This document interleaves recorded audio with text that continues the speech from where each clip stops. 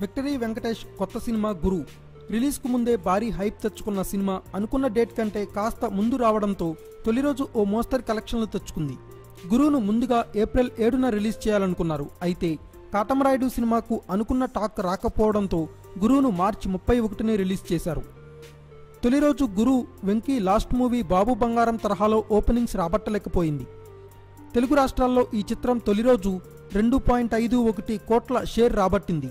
సినిమాకు పాజిటివ్ రివ్యూలు రావడంతో పాటు సోషల్ మీడియాలో కూడా పాజిటివ్ బజ్ ఏర్పడడంతో ఫస్ట్ వీకెండ్లో గురు పుంజుకుంటుందని ట్రేడ్ వర్గాలు లెక్కలు వేస్తున్నాయి.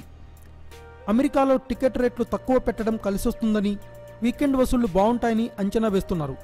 ఫస్ట్ వీకెండ్ షేర్ 13 నుంచి 14 కోట్ల మధ్య ఉండొచ్చని అంచనా. అదే జరిగితే ఈ సినిమా ప్రాఫిట్ జోన్లోకి వెళ్లడం ఖాయం.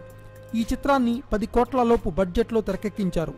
ఇక వెంకీ రెమ్యునరేషన్కు బదులుగా 6 కోట్లకు శాటిలైట్ రైట్స్ అమ్మి ఆ మొత్తాన్ని తీసుకున్న సంగతి తెలిసిందే. Thanks for watching. Please subscribe our channel.